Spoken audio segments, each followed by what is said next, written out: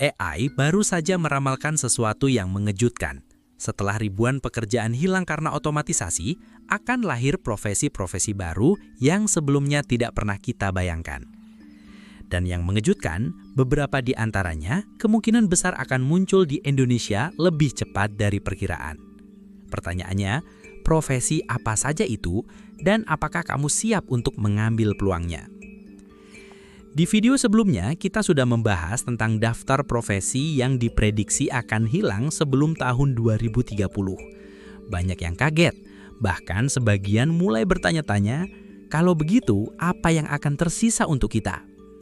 Tapi ternyata, ramalan AI tidak hanya soal kehilangan. Ada sisi lain yang lebih menarik, kelahiran profesi baru yang justru bisa membuka peluang besar, terutama bagi negara berkembang seperti Indonesia. Sejarah selalu menunjukkan pola yang sama. Ketika mesin uap ditemukan di era revolusi industri, jutaan pekerja manual kehilangan pekerjaan.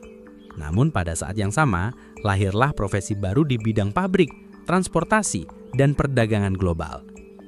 Ketika komputer dan internet masuk di tahun 1990-an, banyak orang takut pekerjaannya hilang. Tapi justru muncullah pekerjaan baru, programmer aplikasi, social media manager, content creator, hingga digital marketer. Hal yang sama kini terjadi dengan AI. Teknologi ini tidak hanya menghapus, tapi juga menciptakan. Sekarang, mari kita bahas profesi-profesi baru yang diprediksi akan muncul antara tahun 2026 hingga 2035. Pertama, AI spesialis dan trainer. AI tidak bisa berjalan tanpa manusia yang melatihnya. Profesi baru yang pertama adalah AI spesialis dan AI trainer.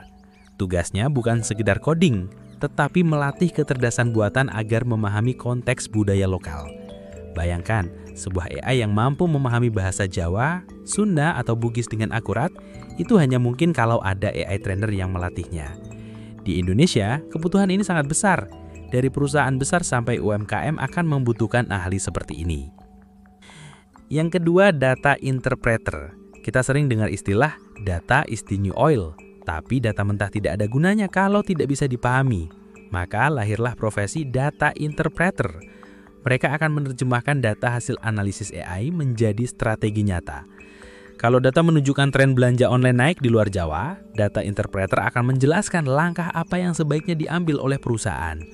Profesi ini menjadi penghubung antara mesin yang dingin dengan manusia yang mengambil keputusan. Yang ketiga, virtual experience designer. Semakin banyak orang hidup di dunia digital, semakin penting profesi ini, virtual experience designer. Mereka bertugas merancang pengalaman dunia virtual yang nyaman dan realistis. Contoh, murid-murid di sekolah bisa belajar sejarah dengan berjalan langsung di era Majapahit lewat kacamata VR. Atau, seorang arsitek bisa menunjukkan rancangan rumah 3D yang terasa nyata kepada kliennya.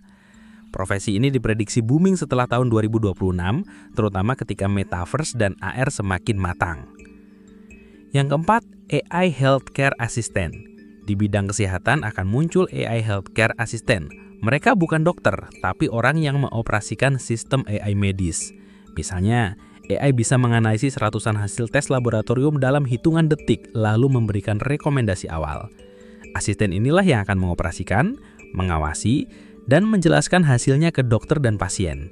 Bagi Indonesia, ini bisa jadi solusi besar karena rasio dokter dengan jumlah penduduk masih rendah. Yang kelima, Green Energy Analyst. Dunia sedang bergerak ke arah energi hijau. AI memprediksi lahirnya profesi Green Energy Analyst, orang yang menganalisis potensi energi terbarukan seperti surya, angin, dan biomasa. Dengan sumber daya alam yang melimpah, Indonesia bisa menjadi salah satu pemain terbesar di bidang energi hijau. Tapi itu hanya mungkin kalau ada tenaga ahli yang mampu mengoptimalkan transisi energi melalui analisis data.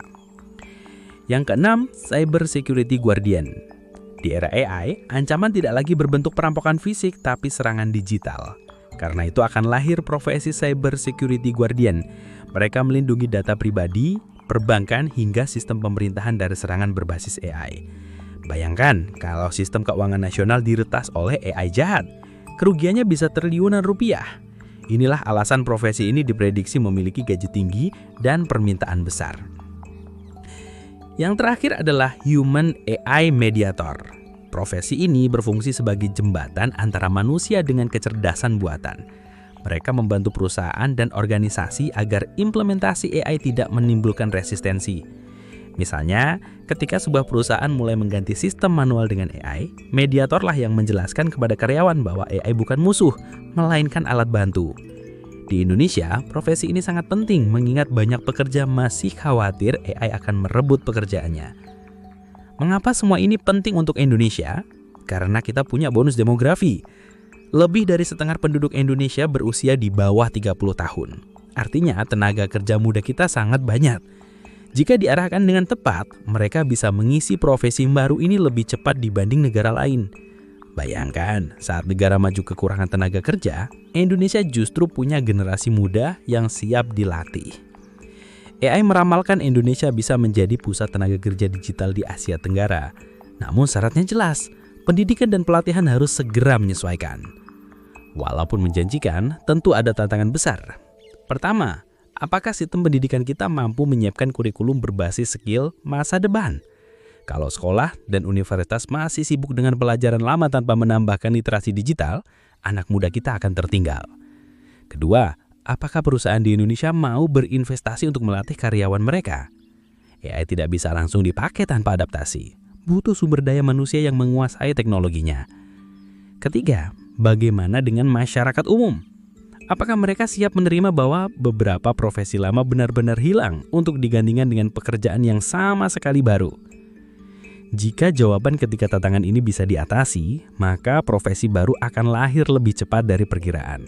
Tapi kalau tidak, peluang itu bisa direbut oleh negara lain. Jadi, jelas AI tidak hanya meramalkan berakhirnya pekerjaan lama, tetapi juga lahirnya pekerjaan baru. Indonesia punya peluang besar, tapi hanya bagi mereka yang mau mempersiapkan diri mulai sekarang. Pertanyaannya adalah, apakah kamu siap menyambut profesi masa depan ini? Atau justru memilih bertahan pada pekerjaan lama yang bisa saja hilang? Tulis pendapatmu di kolom komentar, dan jangan lupa subscribe karena di video berikutnya AI akan meramalkan hal yang lebih mengejutkan lagi tentang masa depan Indonesia.